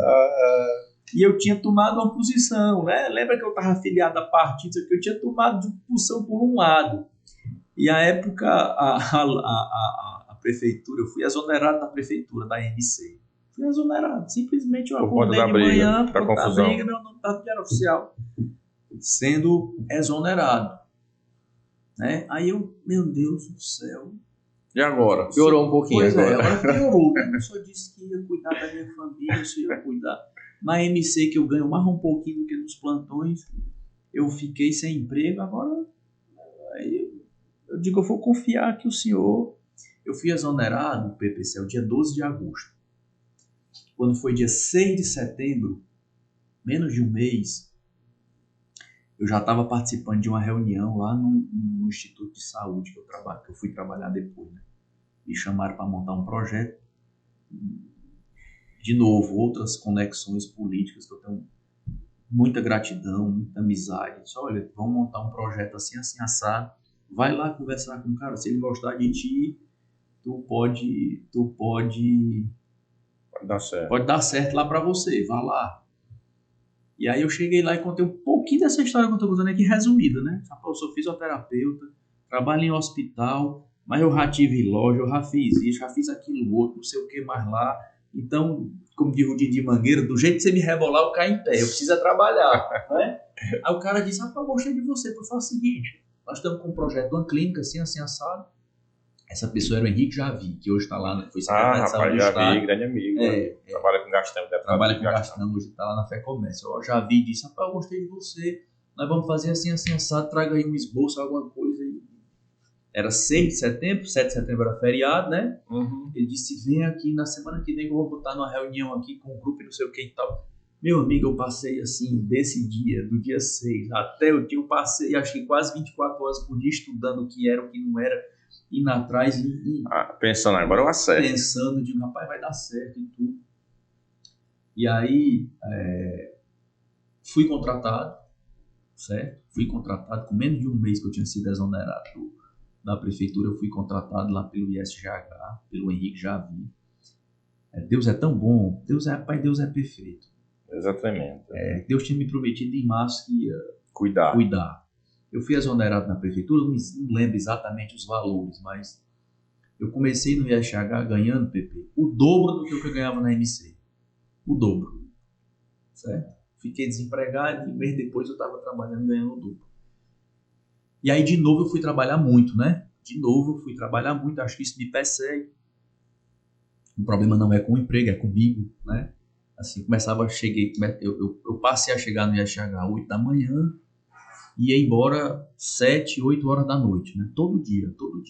E o Henrique Javi trabalha nesse ritmo também. Então, todo mundo ia embora, eu ia despachar com ele, eu ia aprender, eu ia perguntar, não sei o que e tal. Então, Todo dia meu ritmo lá no instituto foi assim, certo? Trabalhando 10, 11 Correria horas por frenética. dia, e quando eu não sabia de uma coisa, eu ia atrás de aprender, eu ia atrás de estudar, e eu entrei logo numa pós-graduação. Sempre foi muito intenso, né, Gardel? Entrei logo numa pós-graduação de gestão hospitalar e auditoria, que aí eu já não trabalhava mais final de semana, que aí nesse momento que eu fui para o IHH, eu tive que deixar os plantões também. Aí eu já botei o fim de semana para fazer uma pós-graduação, para poder... Né, Você gostou de aproveitar o fim de semana, não pode perder o fim de semana não, né? Tem uma coisa errada aqui. Gosta de fim de semana. E aí, cara, assim, e aí as coisas Deus foi fazendo, sabe? Deus é tão bom que esse projeto da clínica que eu fui para montar acabou nem acontecendo. A clínica acabou... Ele usou, na verdade, Deus usou esse motivo para me levar para lá. Pra te... Aí apareceu o Hospital Regional de Sobral, que o IHH ia tomar conta, certo? E aí eu fui cuidar de organizar esse hospital, certo? Assim, de centralizar, é o que a gente chamou de gerente de operações, eu fui cuidar de tudo isso, de compra de equipamento, não sei o quê. Tinha os setores que faziam, mas eu era o cara chato que fui botar esse hospital para funcionar. Viajava para Sobral, comecei a ir para Sobral. Tomou a frente mesmo do negócio. Janeiro de 2013, esse hospital foi inaugurado, aí eu entrego o hospital lá para o diretor, né? E aí, janeiro de 2013, também o Roberto Cláudio assume a prefeitura de Fortaleza. Nomeia a secretária de saúde, doutora Socorro, que vai no IHH e contrata o IHH para reestruturar os postos de saúde. Aí eu estava lá de novo, né? Lá no meio. Tinha entregue o hospital de Sobral, inaugurado em janeiro. Então, em fevereiro eu fiquei, meu Deus, e agora? Eu entreguei o projeto que eu estava fazendo. Tomara que esse povo... Tomara que olhe para mim. Arrume outra coisa para fazer, né? Aí vem a prefeitura de Fortaleza com a história dos postos de saúde. Aí foi outro projeto. Aí eu já estava lá, o Henrique me chama e diz, rapaz, Henrique já viu. Doutora Socorro está aqui, não sei o quê. Nós temos que ver os postos, porque os postos não tem prontuário eletrônico, não tem não sei o quê, não tem isso, não tem aquilo outro, não tem prontuário, e não tem internet, não tem contratação de pessoal, é uma bagunça, e não sei o quê. Nós vamos organizar tudo isso aqui, eu quero que você vá tomar de conta aí. Eu disse na hora, eu fiz a mesma coisa, né? Do dia que ele me disse isso, 3 dias depois eu passei aí estudando e pesquisando tudo que eu podia entender sobre posto de saúde, atenção primária. Acaba te dar a missão e ia para cima, né? Eu ia para cima. E aí começamos a fazer. Entrei num carro com uma equipe, montamos uma equipe mínima, comecei a visitar os postos. Já dentro da gestão do Roberto. Já dentro da gestão do Roberto, já em 2013.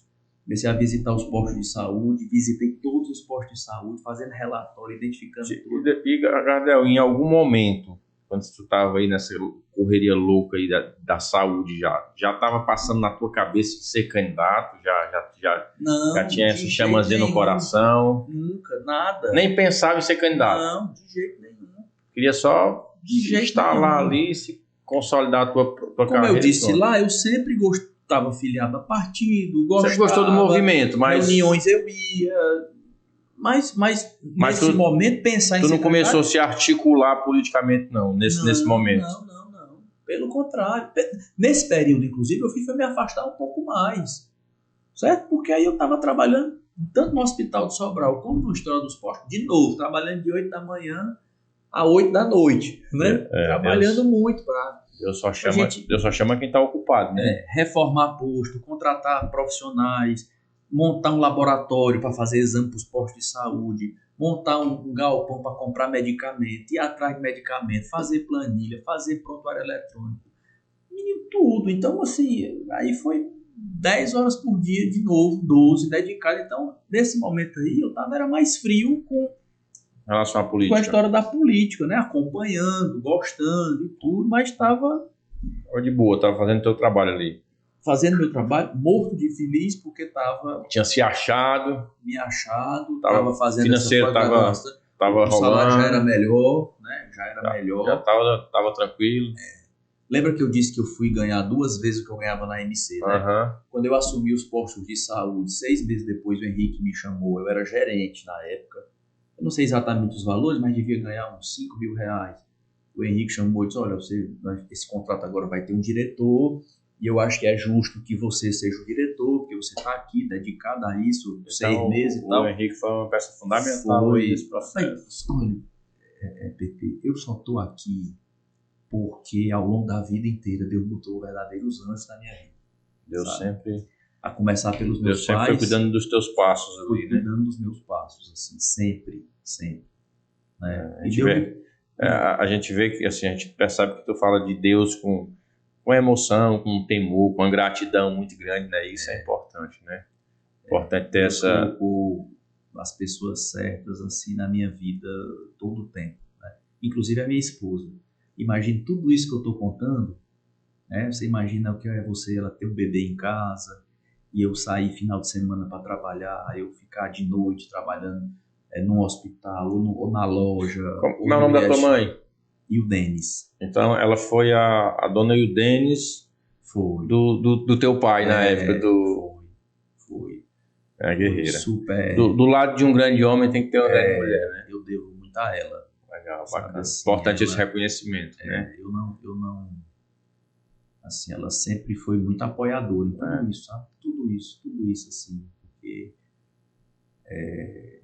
imagine, né? Assim, você deu para perceber aí. Trabalhar final de semana, trabalhar até 7, 8 horas da noite é uma rotina, a vida toda. A gente percebe, Gardel, que já vieram 2 convidados antes de ti. No início eu falei que foi o Antônio Henrique e o Rony. E, assim, tem algo em comum na vida de todo homem de sucesso. É justamente uma grande mulher, né? Se você pegar todo homem de sucesso, obviamente tem as exceções, mas todo homem de sucesso, do lado, tem que ter uma grande mulher. Aquela mulher que quando você precisa estar ali, para dar força, para dar o suporte, para dar uma palavra, para dar um abraço.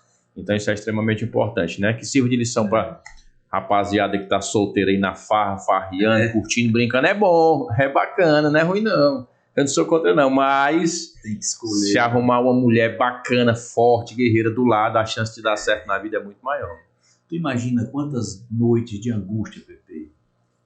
Imagina nesse momento aí dos postos de saúde. Eu conto assim também, trabalhando até, mas pessoas, ninguém imagina o que se passou. Muitas vezes eu cheguei em casa, certo? Nesse período aí dos postos de saúde, cheguei em casa assim com vontade de chorar mesmo, porque o peso muito grande, você enfrentar muita coisa, mexer no que estava, né, assim, mexer nos interesses das pessoas, fazer uma coisa diferente, você vai tirar de quem está lá no canto, a pressão, sabe, a cobrança. Não acredito. Sabe, Loucura. Quantas vezes você chegar em casa e dizer, meu bem, rapaz, e ela tá lá do lado, lhe apoiando, rapaz, isso não tem. Ela tá assistindo, será que ela tá assistindo? Ela tá assistindo. Isso ninguém sabe, cara, assim, ninguém tem ideia. Né? Ninguém tem ideia. Mas isso só serve para fortalecer, né? Só serve para nos fortalecer. Hoje você está aqui contando sua história, uma história de superação. Se não tivesse passado tudo que tu passou, hoje tu não era o Gardel Rolim. Hoje tu não estava onde estava, né? Mas Gardel de 2013. E aí, como é que veio a história da candidatura? Aí vamos lá. Aí eu fiquei em 2013, 2014, 2015. E aí esse trabalho que eu fui fazendo nos postos de saúde começou a surtir um efeito, um resultado, né? Começou a meio que te credenciar ali alguma coisa. Exatamente. E com essa dedicação, aí Quem foi a primeira pessoa que chegou e disse assim, macho, acho que se tu candidatar dá certo. Sim, tu lembra dessa situação? Nós estávamos em 2015, final de 2015, numa reunião lá no IHH com a Tiziana Mota, que você deve saber, que está lá na Escola do Parlamento, lá da Câmara hoje. Eu não sei por que razão, eu até brinquei assim, não, pensei só... Alguma coisa do projeto que eu dissesse assim, era muito bom se eu fosse candidato a vereador. Porque aí tu imagina isso aí dando certo. Aí bombava. Aí ela olhou para mim e disse assim, tá aí uma boa ideia, gostei de você ser candidato. Eu vou falar com o Prisco. O Prisco era secretário de governo da prefeitura, irmão do Roberto Cláudio. Irmão do Roberto, Prisco. Vou falar com o Prisco. Eu digo, não, tô brincando, pelo amor de Deus, não falo nada não, porque eu dedicado a isso, ganhando bem, graças a Deus eu tava bem. Tinha se achado financeiramente. Comecei no IHH ganhando, sei lá, não sei exatamente, mas 6 mil mais ou menos.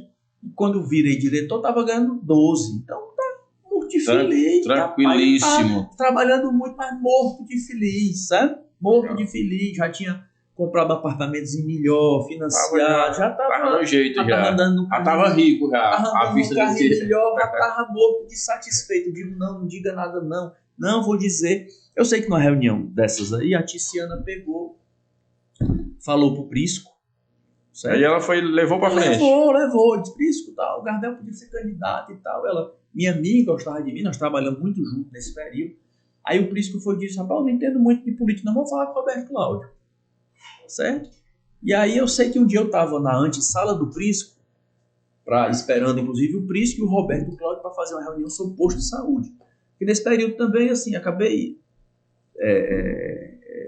sendo visto, né, um pouquinho, e aí as reuniões... Igual destaque. As reuniões que a princípio era só na Secretaria de Saúde, eu já estava levando esse raio-x, esse perfil, os problemas e as soluções direto com o Roberto. Então a gente tinha reuniões com o Roberto Cláudio frequentes, com o Prisco acompanhava de perto isso. Aí numa reunião eu estava na antessala do Prisco, aguardando para ter uma reunião com ele, que era secretário de governo, para tratar uma pauta de medicamento, alguma dificuldade, alguma coisa de medicamento. Eu sentadinho lá, muito bem quietinho, de noite, 7 horas da noite. Aí abre a sala, abre a porta da sala do Prisco, aí sai o prefeito, né, o Roberto Cláudio. Aí vai passando no corredor, e aí, vai ser candidato mesmo? Já sabia da história. Já sabia da história, vai ser candidato mesmo? Eu, prefeito, não sei. Não, é bom você ser candidato, porque na saúde você está fazendo um bom trabalho. Vamos aqui. Aí me chamou, entramos no elevador, subimos para o gabinete deles. Rapaz, pense nisso, a gente ajuda aqui, você... E de novo, eu sempre gostei de política, sempre tinha... Aí eu disse, comecei a considerar, né? Aí eu disse pro Roberto, eu vou pensar, vou conversar com a família e tal. Aí cheguei em casa, dividi logo com a minha esposa. E ela, qual foi a reação dela? Aí ela gostou da ideia, achou que podia ser o momento. Ela começou a meio que se empolgar. E aí eu disse para ela, nós vamos orar, eu só vou ser candidato se for de Deus. Se for de Deus, se eu ouvir de alguma forma a confirmação de Deus. E aí comecei a orar, procurei meu pastor, começamos a orar, marcamos umas reuniões, isso em torno de novembro de 2015. Começamos a orar e tudo, e mais uma vez, de novo, eu perguntando a Deus onde é que Deus queria que eu servisse, né? Onde fosse melhor para eu servir e tal. Porque eu achava que estava servindo a população, eu estava sendo, além de profissionalmente estar crescendo, eu estava fazendo um serviço para a população, estava vendo os postos de saúde funcionar, estava vendo que os medicamentos estavam chegando, que os exames estavam acontecendo, que a gente tinha conseguido trazer mais médicos para os postos, tinha conseguido dar infraestrutura melhor para os postos de saúde. Né? Então eu digo, poxa, eu estou fazendo o meu papel social como cidadão também, e como cristão, sabe? E aí, Pepe, Deus também falou claramente comigo, olha, né? Eu perguntando a Deus onde é que Deus queria que eu servisse, né? Na verdade, onde é que Deus queria que eu fosse. E Deus me deu uma frase também que até hoje eu gravo e fica guardada para mim. Deus me disse de forma muito audível, muito clara, nas minhas orações. Aonde você for trabalhar com o intuito de me servir, eu abençoo. Então, ali também foi para mim uma confirmação. E, por outro lado, deixando evidente que eu tinha que fazer aquilo com o intuito de servir. Né? Você vai, estou autorizando você ser candidato, mas você precisa ir no intuito de servir. O seu propósito é servir as pessoas. É servir. Aí eu voltei para o Roberto Cláudio, disse que topava e tal, não sei o quê. Aí quando foi em fevereiro, veio uma outra questão que foi importante, aí de novo eu preciso destacar aqui a relevância da minha esposa, porque aí em fevereiro eu descobri, PPCL, para eu ser candidato, eu precisava sair do emprego. Porque eu ordenava despesa, certo? À época eu já tinha que se afastar 6 meses antes. Eu já gerenciava um contrato de 98 milhões de reais, que era para atenção primária inteira, exame, medicamento, 98 milhões de reais. E eu que ordenava despesa, que comprava, que autorizava os pagamentos. E aí o jurídico foi e disse, olha, você precisa sair. Aí eu digo, rapaz... E agora? Rapaz, tá tudo tão legal assim, né? Eu tô tão tranquilo. Tô tão tranquilo. Aí eu cheguei em casa, procurando um jeito. Aí eu, antes de ir para casa, eu disse assim, meu Deus, se de fato for para eu ser candidato, o senhor vai preparar o coração da minha esposa. Porque eu não vou tomar uma decisão dessa se Na ela hora não que eu der essa concordar. notícia para ela, Eu não vou tomar uma o decisão impacto dessa vai ser grande. se ela não concordar, não é? Um pai de família que está sustentando os filhos, O tem um negócio bom salário, tá bom, né? tem um bom salário, eu vou pedir demissão para entrar numa candidatura. Um risco total. E eu ainda tinha assim, rapaz, e eu fiquei assim, eu passei uns 2 dias com esse negócio de, ainda tem outra coisa, o pai da minha esposa, meu sogro, foi candidato várias vezes, não conseguiu se eleger nenhuma vez.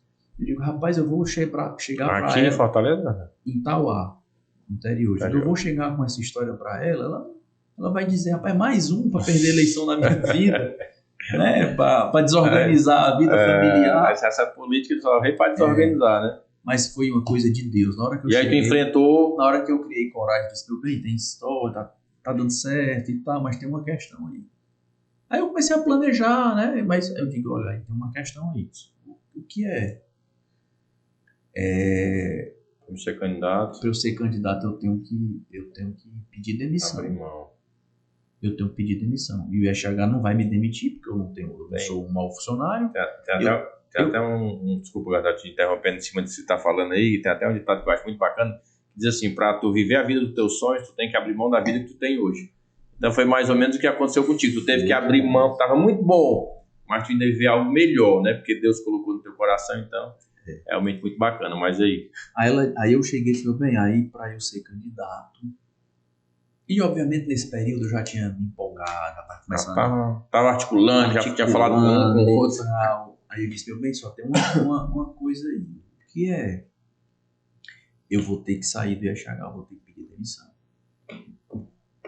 Aí ele olhou pra mim e disse, tá certo, pois vamos atrás do seu sonho, vamos fazer isso mesmo e vai dar certo, e Deus vai abençoar e não vai fazer falta não. Aí eu digo, olha, tem uma coisa boa, que é, porque o presidente do IHH, que aí já não era mais o Henrique, já era o Dr. Flávio, o Henrique já tinha saído. O Dr. Flávio disse que eu saio. Se eu não for candidato, ou se eu for candidato e perder a eleição, ele me contrata no dia seguinte, porque quer eu trabalhando lá. Ela disse, não, então vamos para cima. Vamos para cima e tal. Eu fiz as contas da rescisão para passar e pedir demissão.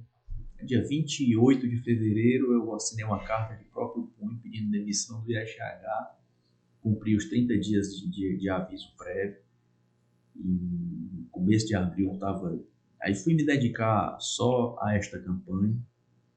Isso aí 2016 já, né? 2016, a primeira... 2016. Então tu não conhece, eu sempre falo sobre o gosto amargo da derrota e o sabor doce da vitória. Graças a Deus, tu não conhece o gosto amargo da derrota. Numa campanha tua, obviamente, tem alguns candidatos que já apoiou. E de novo, né, eu sou muito grato. Você vê que a minha vida toda, como eu disse, Deus foi colocando muitos anjos ao longo, né? E sou muito grato nesse período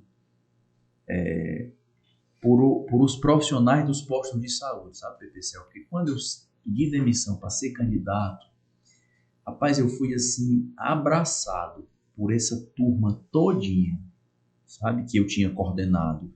Eu cuidava de 1.000 e tantos funcionários dos postos de saúde. Rapaz, eu fui abraçado por todos. Todos se envolveram na minha eleição sem recurso, uma dificuldade, assim, mas eu fui abraçado por todo mundo, sabe? A turma doou um pouquinho, ia fazendo... E a gente que está na política, a gente sabe que é difícil isso, né? Sabe que é difícil. Normalmente, quando você fala em ser candidato, tem muita gente que quando está perto da gente até se afasta, né? No teu caso, as pessoas te abraçaram. Eu fui abraçado, assim, eu fui muito abençoado a vida toda. E aí, em 2016, aí candidatou e a vitória. PP, ele fez 3 vereadores na época. Eu fui o segundo, né? Teve o Ézio, que foi o mais votado, eu fui o do meio e a Larissa foi a última do PPL. Tive 5.107 votos. Para mim foi assim, é outra emoção que a gente não consegue mensurar. Você já passou por isso, você não sabe explicar. O que é você abrir uma urna, um negócio que você não sabe exatamente onde... É uma final de Copa do Mundo, a gente sendo jogador, eu acho. Exatamente. Então foi muito gratificante. Muito emocionante. Muito É porque é muito duro, né, Gardel? É uma campanha muito dura, né? Você sofre muito. Então, quando abre e vem a vitória, então é muito gratificante. Mas aí tu fez um mandato brilhante, 4 anos. Aí fui trabalhar. Pra gente chegar onde tá hoje, pra gente chegar na presidência da Câmara. Aí fui trabalhar, né? Aí eu acostumado a trabalhar demais, cheguei na Câmara, eu fui trabalhar, aí o Roberto Cláudio foi reeleito, eu tinha tido essa proximidade maior com o Roberto, comecei a perrear por coisas e fui atrás, e fui o vereador que mais crescia a votação de 2016 para 2020. Proporcionalmente. Né? Nesse ínterim, o PPL foi extinto. Eu queria outra alternativa, porque eu não sabia exatamente quantos votos eu iria ter. O Roberto Cláudio disse, não, venha para o PDT, que lá na frente a gente vê se você ajuda. Tem chance no PDT, precisa mudar de partido. Mudei para o PDT. Quando chegou perto da eleição, as reuniões do PDT, né, eu participando do grupo do PDT, o pessoal dizendo, não, tem que ter 9 mil, 10 mil votos, 9.500. Então e agora? Eu tinha tido 5 mil e pouco. Eu disse, prefeito, se lembra que eu fui o menos votado dessa turma aqui todinha. Não, tal, fique tranquilo, de fato também fui muito ajudado. Mas aí o fato é que 2020 eu fui o vereador que mais crescia a votação. Né? De 5 mil e pouco foi para quanto? 5.107, 11.552. Foi outra surpresa. Mais do dobro. Mais do dobro. 130% eu cresci. Foi naquela eleição que a urna ficou enganchando na urna eletrônica. Essa eu lembro bem, eu participei. Foi primeira contagem dos votos, eu tirei 600 e poucos votos. Rapaz, e ficou demorando. Me enferrei. Diz meu irmão que eu me estressei, fiquei estressado, não me lembro exatamente. Mas fui eleito, aí foi outra vitória, uma surpresa muito grande. Eu fui o 7º mais votado da cidade. É o 5º do PDT. O PDT fez 10, eu fui o 5º. Você elegeu tranquilo, você elegeu bem, né? Sem sustos. Tirando essa da urna travar, não teve susto, não. Aí o Sarto me chama tinha que passar o Natal no interior, na casa da minha sogra. O Sarto me liga, me pedindo para conversar comigo. Eu vim correndo lá do Tauá. Cheguei aqui, o Sarto me convida para ser líder. Foi outra tarefa dificílima. Dificílima. Desafio aí. As pessoas também não sabem. De novo, a minha esposa, companheira de todas as horas, de novo, muitos dias que eu chegava em casa com vontade de chorar, estressado, cobrança, uma pressão. E aí é a esposa que está lá do lado, a única pessoa que sabe exatamente assim, todo esse período que eu contei, né? Obviamente depois que eu me casei, sabe de todos os momentos, das angústias, das dificuldades, dos problemas, é a esposa. Sabe assim... tem que ter alguém para a gente desabafar, né? E diferente da minha história que eu acabei de lhe contar, a minha esposa, ela vem de família tradicional, de Tauá. A mãe dela é servidora pública, os avós foram prefeitos. Teve uma vida um pouquinho mais fácil do que a minha, né? Mais fácil. Então, eu tenho certeza para ela não foi assim. Para ela não foi fácil e para mim ela foi fundamental. E aí veio... passou 2 anos como líder do Sarto, uma experiência também incrível, essa eu pude acompanhar um pouco mais. Foi outra coisa assim, muito pesado, muito difícil, muito... Porque a demanda é muito grande, nós tivemos muitas matérias difíceis, né? Matérias densas, reforma da Previdência, aprovação de taxa do lixo, coisas que são... Assim, matérias duras, né? Tô abrindo o coração aqui, assim, você precisa estudar, precisa entender, precisa, né, assim, convencer os colegas vereadores, você acompanhou isso já de perto, você sabe que não é uma coisa fácil, a pressão e a cobrança muito grande de muitas frentes, né? Não é só o teu eleitor, não é só a tua família, é muita gente que espera de você alguma coisa. É verdade. E aí 2022, ano passado. Aí só para também ser justo, né? Foi um período também de muita dificuldade, assim, muitas batalhas, essa história da liderança, mas eu também sou muito grato, porque do jeito que eu disse lá atrás, que eu me dava uma tarefa e eu ia estudar e tudo, esses 2 anos como líder, foi muito importante para eu crescer como pessoa, tá? Porque aí eu deixei de ser um cara que entendia de saúde E aí, para defender um projeto de educação, alguma coisa, eu tinha que estudar o projeto. Eu tinha Cresceu que entender, muito, né, esses 2 então, eu anos, tive que né, entender de Gardel? educação, de economia, de desenvolvimento econômico, social, O- enfim, de várias coisas, de arrecadação, entender da máquina pública, o que é que a gente faz com os impostos, como é a divisão de um orçamento, como é que você, sabe, eu gosto de entender isso como um crescimento E a pessoal. maior prova que você foi um grande líder, que depois da liderança aí veio A o prêmio, presidência, a veio o presidência, prêmio, a presidência. a presidência. E aí sim, do filho de um galego lá atrás, de tanto sofrimento, de tanto trabalho, de tanta luta, de tanto sacrifício, né? De um homem que teve que ir embora ainda quando criança da sua terra natal, de junto dos seus primos, da sua família, com 5 anos de idade, que tem toda aquela cena na cabeça lá de São Paulo. E aí veio, passou por todos esses sacrifícios, essas batalhas.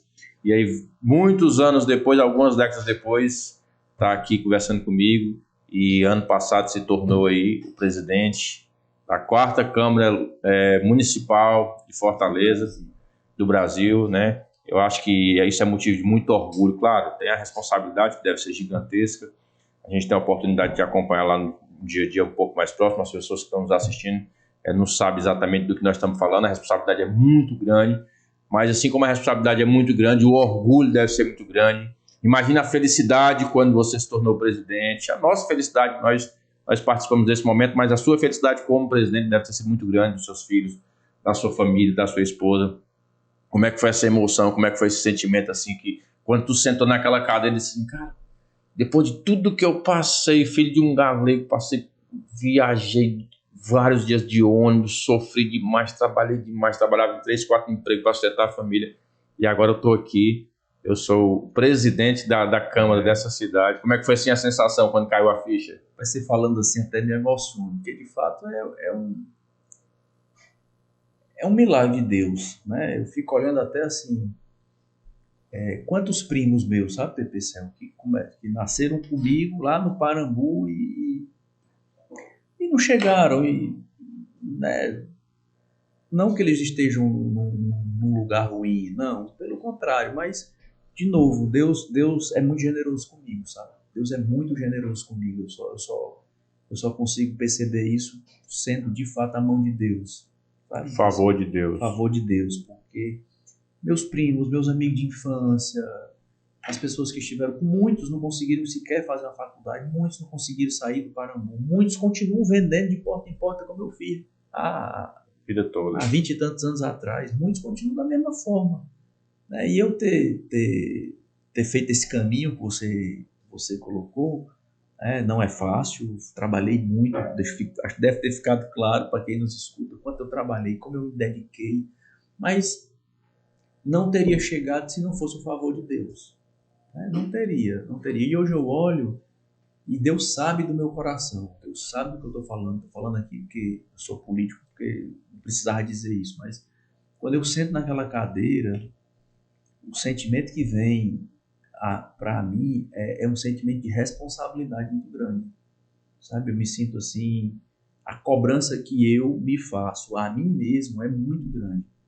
Pai, como eu preciso ser um exemplo, como eu preciso me dedicar, como eu preciso colaborar com a cidade, sabe? Porque de novo, eu entendo que Deus me colocou ali por um favor dele, foi uma graça, E com um propósito, né, com um Gardel? propósito. Então, eu preciso devolver isso, certo? Assim, fazer jus a isso. Eu preciso devolver isso para a população. Eu preciso fazer com que retribuir o que ele tem feito por mim. Eu preciso retribuir isso. Eu preciso dar conta do que ele me deu. Eu preciso devolver isso para a população de alguma forma, sabe? Eu preciso fazer isso. E às vezes a gente é criticado e tudo, mas eu tenho me dedicado demais, sabe, PPCL, para entregar, para fazer.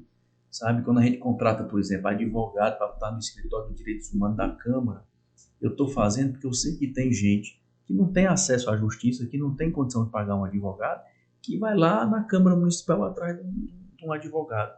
Quando a gente cria, como nós criamos, a Procuradoria da Mulher, que já vai estar funcionando, é para uma mulher que é vítima de violência ou está numa situação adversa ou qualquer coisa que o valha, possa ir na Câmara e ter lá um profissional para dar um alento, sabe? Então são coisas assim, quando a gente batalha e vai atrás de profissionais para saúde mental, como nós aprovamos na Câmara, 63 novas vagas para saúde mental, mais 217 para o JF, eu sei o que é isso.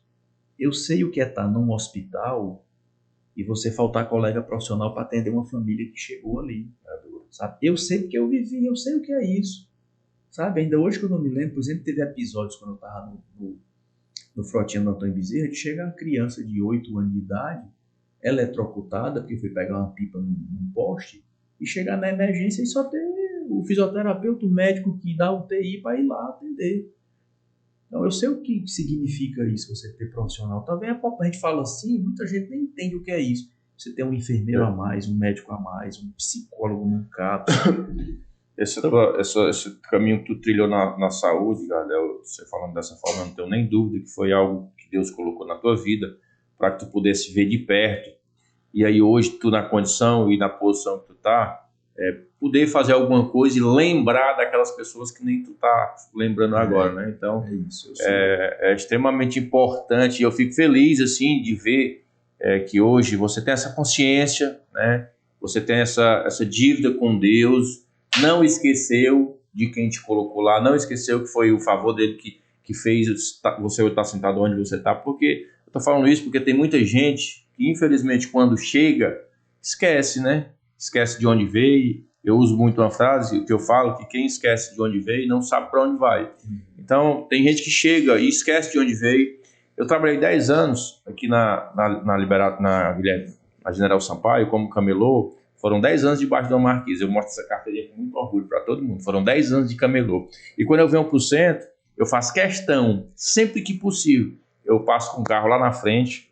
E aí eu não vou falar também, porque senão eu vou me emocionar que nem tu, mas eu passo um carro lá na frente e vou passando bem devagarzinho, olhando, e aí eu falo comigo, se tiver alguém do meu lado, eu falo, se não tiver, eu falo comigo mesmo. Meu Senhor, eu passei 10 anos aí embaixo, mas o que eu puder fazer para nunca mais voltar para ir para baixo, eu vou fazer, mas eu não esqueço que foi o Senhor que me tirou daí. Então, assim, é importante a gente ter essa consciência de que a gente está onde está, mas que foi o favor de Deus, né? Então, é importante saber esse seu lado, assim, cristão, esse seu lado humano, é extremamente importante, extremamente emocionante. É isso.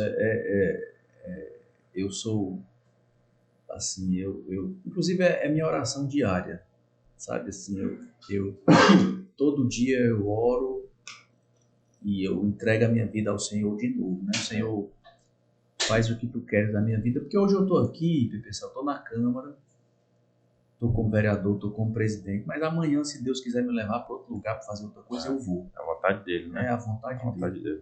Eu vou ser eternamente grato a todas essas pessoas que Deus colocou na minha vida, todas essas aí.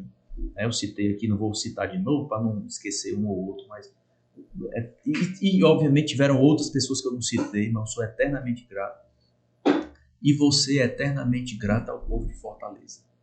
Faz isso eu se trabalhar o resto da minha vida por as pessoas de Fortaleza, eu ainda vou morrer devendo. Sabe? Porque como eu contei, sair lá do Parambu e ganhar a vida fora, voltar para cá e hoje presidir o Poder Legislativo da 4ª maior cidade do Brasil, quem me deu essa oportunidade foi o povo de Fortaleza. Sabe? Aquela liderança lá de um bairro, é uma família que apostou em mim, esses colegas da saúde, o zelador do posto de saúde que abraçou a minha campanha. Eu vou ser eternamente grato a esses 5.107 eleitores que me votaram na Câmara pela primeira vez, 11.552 que me votaram na segunda vez, aos 43 colegas vereadores, você inclusive um deles, que me deram essa oportunidade, sabe, PP? Isso acontece em 1.000. Ou mais. 1 milhão. Ou 1 milhão. Você é um... 1 milhão. Você não tenho dúvida que você é um escolhido. Gardel, pra gente encerrar aqui, eu vou fazer aqui um bate-bola. Vou fazer aqui um bate-bola aqui contigo, rapidinho. E eu vou falar aqui a palavra, e aí tu tenta resumir em 1, 2, 3 palavras ou uma frase sobre alguma coisa que eu anotei aqui para mim. Normalmente a gente faz esse bate-bola, tá certo? Dinheiro. Mas é necessário, mas não pode ser a razão da nossa vida. Jamais. Se a história de dinheiro traz felicidade, não é verdade, né? Não. É necessário, mas não pode ser o motivador da nossa vida. Ok. Poder. Tem que ter muito cuidado. Tem que ser zeloso. O poder ele deve estar a serviço de alguma coisa. O poder não pode estar a serviço de quem exerce o poder. Não sei se eu estou me fazendo compreender. Sim. Não pode estar a serviço da pessoa que exerce. Não pode usar o poder ao seu favor. Não pode usar o poder a seu favor. Tem que ter muito cuidado com isso. A política. É um meio de fazer é um mecanismo de fazer algo em benefício do outro. Acho que é uma forma de a gente amar o próximo como a nós mesmos. Né? Eu acho que é uma... Excelente.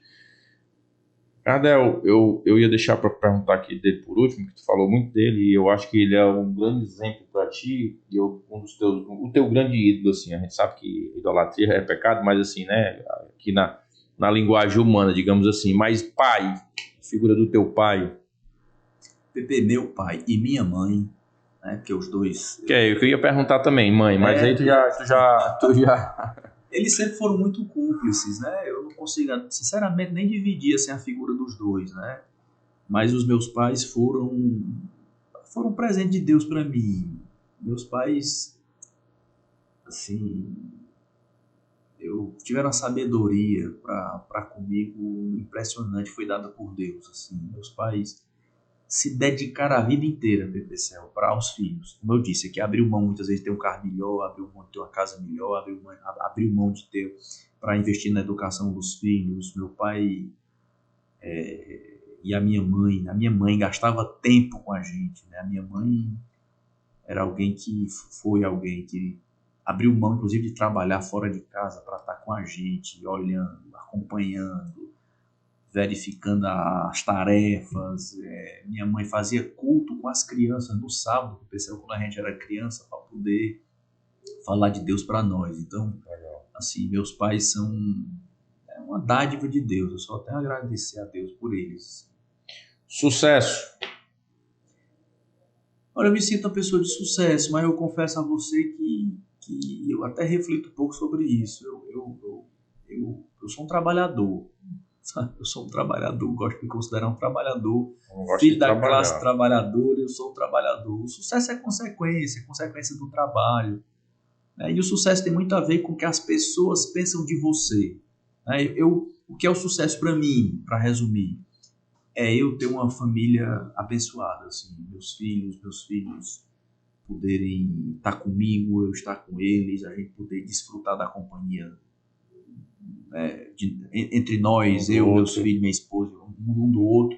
Acho que sucesso para mim tem a ver com isso, sabe? É ter uma família próspera, abençoada. Legal. E por fim, Jesus, Deus. Olha, isso eu devo tudo, né? Assim, de fato, se não fosse o favor de Deus na minha vida, eu não seria nada do que eu sou, né? Não que eu seja muita coisa, mas Deus é muito generoso comigo, sabe? Muito generoso comigo, muito. Às vezes eu me pergunto assim, não sei o que Deus viu em mim, né?